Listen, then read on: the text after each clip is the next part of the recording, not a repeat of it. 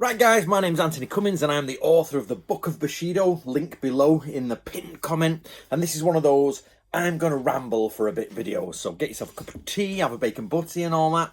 Now, samurai and magic. This is one of those topics. Did the samurai use magic?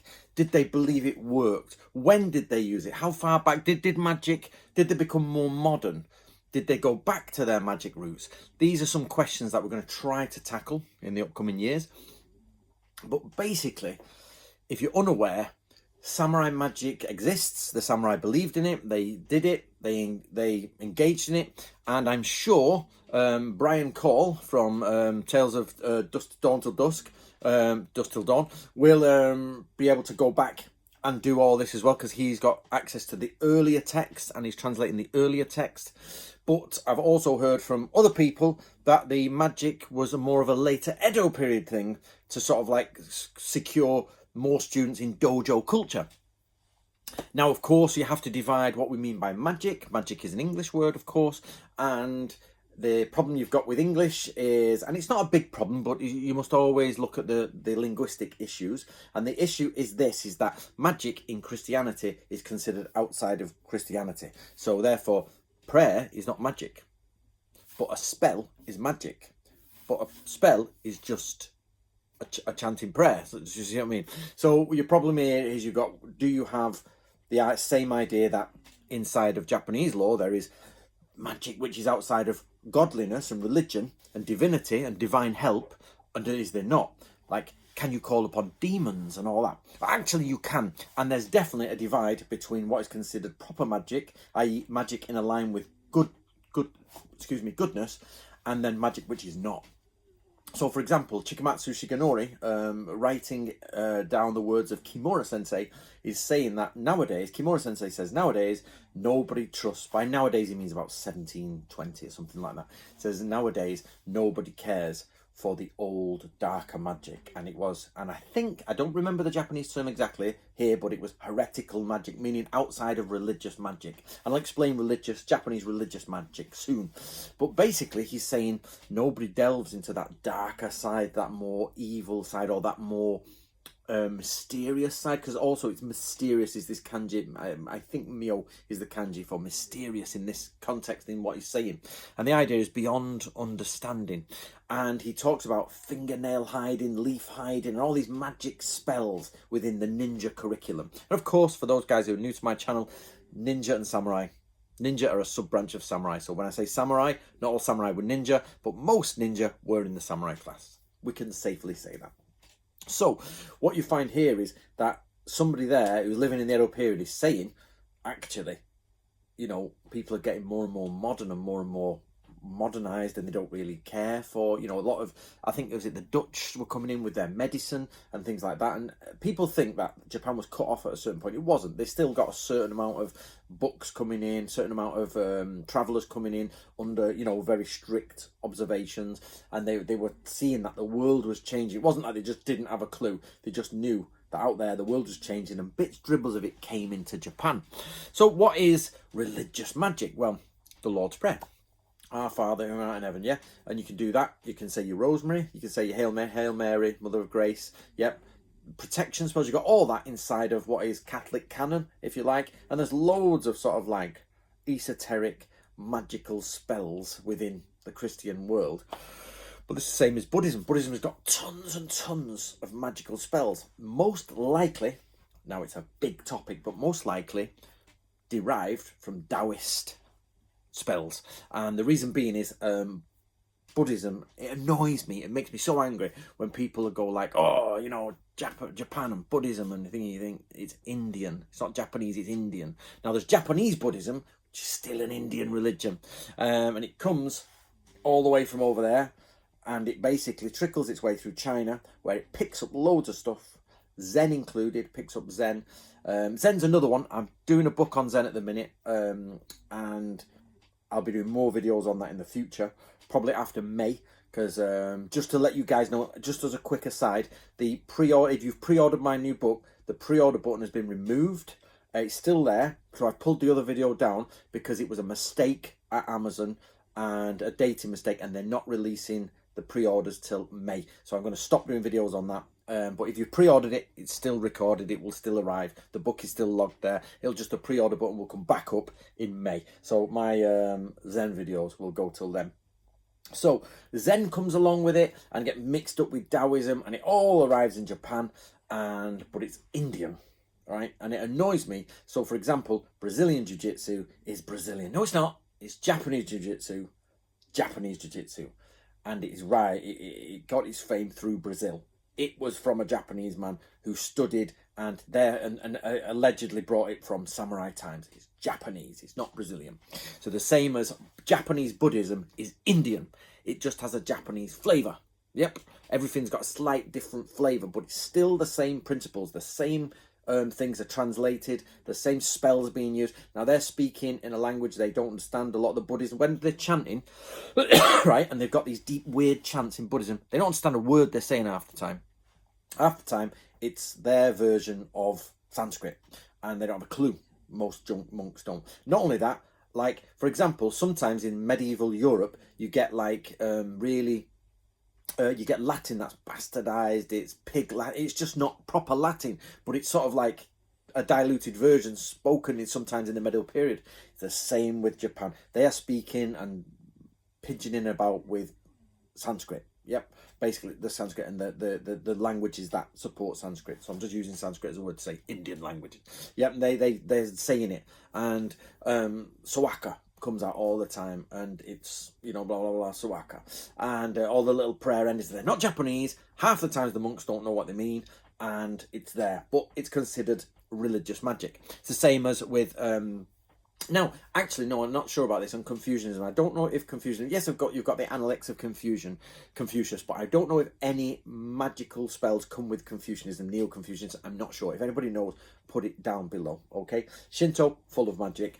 Ritual magic. Again, we're back to the what is magic, what's not magic. The Lord's Prayer is a magical spell. You know, you do this over water, and the water becomes pure, all right? If that's not a magical spell, I don't know what is. Same in Japan. You've got these little weird magical things. Same as a Western tradition, you can call on other powers that are not God. So, for example, if you don't call on the power of the Buddha or the words, the powerful words of Buddha, for example, the Heart Sutra has got like the word of power in it, if I'm remembering rightly. You can get the word of power. You can also get demons. Oni will do you magic in Japan. Oni magic. Now, let's go to the samurai. So, there's...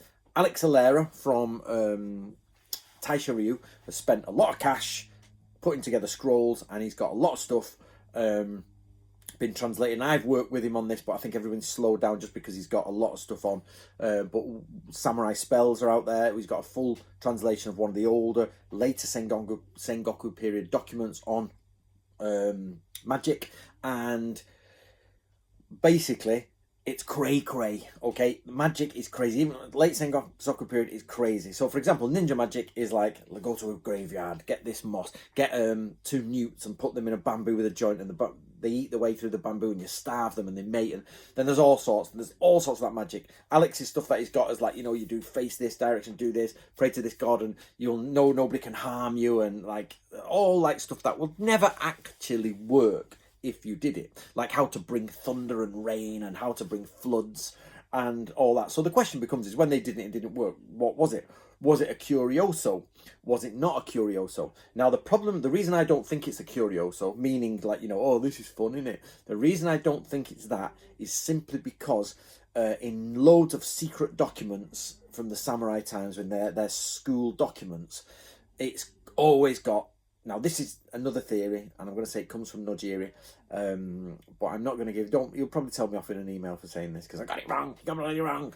So basically, his theory is that a lot of the magic gets pulled back and gets pushed up in escalation because of dojo culture. Dojo culture, by the way, is a term I've coined, and it's my point that the samurai come together and they live in towns. And basically, the Edo period, they've got to make money. There's no land to grab. So the second sons and all that, people go into monasteries and all that, but a lot of them become martial arts instructors and teach to the layman, right? And there's a lot of samurai get taught. There's a lot of laymen get taught. So again, maybe Scott from Sengoku Studies could qualify this a bit more. Who were the dojos allowed to teach? How many of the lay people, the peasants, could come into a samurai dojo and study? There's a big... we all think of this 4 division in Japan. It's not 4 for a start, it's 5. You've got the untouchable class. Not only that, you've got the religious class, and then you've got the nobles. So it's about 7 classes in Japan, not 4. And then who can study where and at which dojo, and how much will somebody teach them just because that peasant, all right, has more money than the samurai. That's one other thing that starts happening, is merchants are bang tidy rich at this point, and samurai are not. And they're opening dojos to teach these people because they want to be, because the problem is they've got the prestige, but the merchant's not got the prestige, but they've got the cash. So you sell your prestige to them, which is, this is how to use a sword. This is samurai magic. So Stephen Ojiri believes that a lot of the samurai magic was dragged back out in the Edo period and put up there in secret documents. Say, oh, well, you do this. You always notice in samurai documents, they have this one-handed stance, and this becomes this magical stance, which they say you produce this, and you see them go into their stuff. I have yet to discover what this magical stance is, but I know it does. If you look deeper into samurai scrolls, swordsmanship scrolls, it tends to be one of the higher things. I don't know what they're doing, but it's one of the questions that's on my long list of things to answer. So you've got this idea in dojo culture that there's, you can only teach someone to fight. Right, this is another mistake of samurai time, is everybody thinks, and they've got this the wrong way around, is that samurai takes 30 years to study the way of the samurai. To become a good fighter, you've got to be like the master, the old, it's totally, this is the Bruce Lee, this is the sort of like the China movie spell, the old, come on, Ping, whatever he's called, from the Chinese was with white hair and the thingy and the against the Shaolin. Oh, come on, Pai Mei. He's like, and that's it. It's like, and you believe you've got to be the old man. Nah, in real times, same as in nowadays, the lads who are younger, the fighters, I'm on the end of my fighting sort of career. I'm 46. By 50, 55, you're starting to go, oh, this ain't happening. Do you want to go out in the dawn and murder people? I prefer to sit by the fire, if I'm honest with you. I mean, I'm old, I'm getting old. And like my dad, he's getting old. Dad was a good fighter. I was a good fighter in my time. We're all good. But now it's like, ooh, you lift it, son. Oh, no, Dad, you lift it. It's too heavy. Oh, son, it's too heavy for me. We're all getting old. So this is the thing in the samurai times. 15-year-olds to 45-year-olds are your fighters. I've now crossed that barrier, yeah?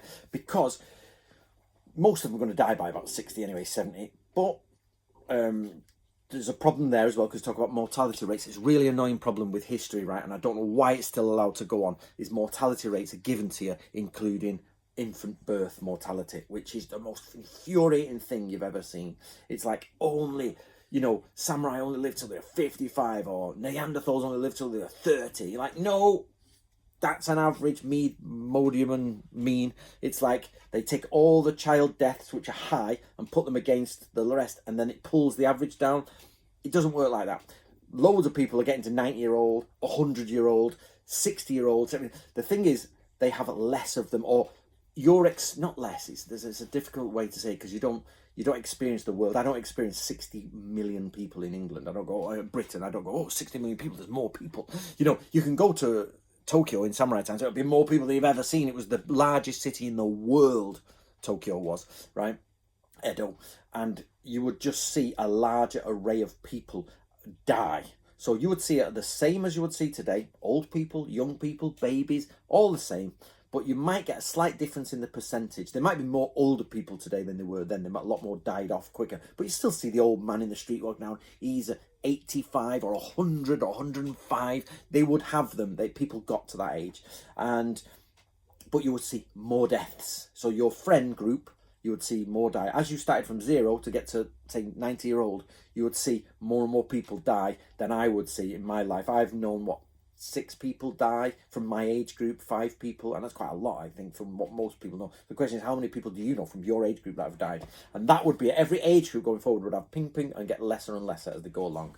Right, so anyway, totally forgot where I am. So, samurai fighters are young, right? So, dojo culture. So, samurai fighters are young. They're 15-year-old lads with a sword. You're given your sword. You're given your, rights to knighthood. Yeah, it's not knights, but they're knighthood. You are 15, right? And it could even be as early as 13 to 14. And the reason for this is samurai go through a ritual, and again, Scott could talk about, from Sengoku Studies, could talk about this ritual, and most likely, I just don't want to put too many jobs on him.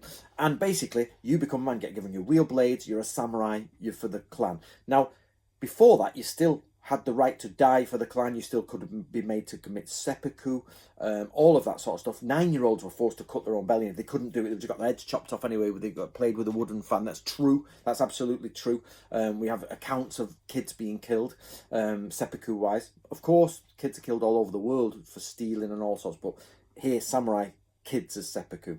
But what you're finding is, once they're benighted, if you like, they're literally given knighthood, they are allowed to carry 2 swords, and they are retainers. And some of them, at 15, are higher ranking than everyone else because of just their bloodline. They are princes of the realm. So imagine, like, we always get this Italian, you know, swashbuckling, rapier fighting, the princes. They're all young, they're getting drunk, and they're running around, and they're, you know, oh, my battery's low. Sorry, like, the Borgias are going round, you know, and they're killing everyone. And when it comes to samurai, we imagine them as all as old and grey, but no, it's totally like the Italians. It's like the same. They're young, they're hard, they're drinking, they're gambling probably, even though the rules forbid sometimes they fit it, but you've got young fighting people, okay? So then what they'll do is fight up until a certain point. But then you've got, in the dojo, because we'll go back to dojo culture, you've got to train them to fight quick. They've got a bit. Now we've got one document, that tells you how long it takes to train a samurai from beginning to end, and that's about 7 years to fully train. Yep. So at any time, most likely after the age of 13, 14 or 15, depending on the way Japanese people count, they don't count from 0, they count from 1. And a person who is at the end of their year 1, yep, you get given on a certain day, you all become 2. So he might be nearly 2-year-old before he's 1. Yeah, okay, it's weird math system. So then you add that to, because when the Westerners came up and said, by the age of 15, and they're like, yeah, but when that person, when the Portuguese guy said, how old is that man becoming a samurai, the boy becoming a samurai? He's 15. And the guy's going, 15. And you're like, actually, you have to take away the 0 and possibly take away the 1, depending on the date of the year he was born. So you might get a 13-year-old being full on. Now, I was from a rough area, and the 13-year-old lads back in the 90s, were rough, you know what I mean? It weren't like, today it's a bit like, no, they were like gangs of 13-year-olds going around, some of them carrying knives, and imagine that, but giving them alcohol. Off you go, you know what I mean? Go and have a scrap, and then giving them the right to sort of like walk around with swords. So what you find is this dojo culture. How do you keep them? I'm going a long way about this, but I told you this was a brew and a bacon butty video. So how do you keep them? You teach them magic. Yep, the ancient ways of magic are taught for the older people, the philosophies, the Zen, the gungaku, the military studies. So if you want to keep those people inside of that dojo culture, it's like, well, we've taught them to fight. He's clearly, as an old man, he's clearly younger and harder than me. He's 25 now. I've taught him how to fight all his life. From 15, he's now 25. He's killed 15 people. He's been in multiple skirmishes. He's been in 2 battles. And he's got armour. He's bigger, stronger than I am now because I'm weakening. I'm getting older. What do I teach him? Magic, discipline, Confucianism, Buddhism, Taoism, ancient spells, yeah? So the question is were these spells used in war and kept secret, or were the spells not really cared about in war? Oh, my back, I've got 5% remaining, guys. I better go in a sec. So basically, do they care or not? Now we go all today back to Isui Sensei in the Book of Samurai series, which is available on Amazon, guys. Book of Samurai series. And he talks about how you burn certain things, you do certain things to a horse, or you put talismans on it, and you send the horse to the other side, and they then cut bits off and do like a burn whirl and bring it back. And there's the direction of the stars, and there's all these magical traits that come into war. So I'm going to have to wrap this up now, guys, because my computer says it's going to die. So we might have ancient magic from China, gets used by healers, everything, Rinpyo, Tosha, Kaijin, Retsuzai, Zen. I can now go into, the forest. I've got a snake charm. This gets rid of snake bites. Yeah, we've got all that. Then in war, do we use this? Do we do that? Have I got talismans on me to protect me? I've got folded paper talismans. So this, no arrows will get me. But then where does it come to actual, like, bringing thunder and lightning down? So is magic always there and it's used exactly the same? By that I mean to the same level. Or does magic go through peaks and troughs? We just don't know. There are different theories by different people. We know probably in the Edo period people started to think like it's a bit more mechanical and we got a bit more stuff. But were there then secret rooms where people taught ancient magic that was long lost. Who knows? Who knows? Versus magic that comes from religion versus magic that is dark and sinister, maybe evil. Yep. For example, one of them is you do certain things, you put something in a crossroads and you sit there and you wait to hear what you want to hear, and the next thing you hear in a conversation is the question you're looking for. There's all sorts of magic like that, guys. Loads of it. Again, to people stripping animals and killing animals, taking out snake fangs and putting the fangs in their hair, and I'm invisible, chanting down the darkness of the moon and all that. Right, guys, my name's, if you've made it to the end of the video, my name's Anthony Cummins. You want to get the Book of Bushido and the Book of Samurai series for a bit more of a more, I wouldn't say academic, but a bit of a higher level of samurai information.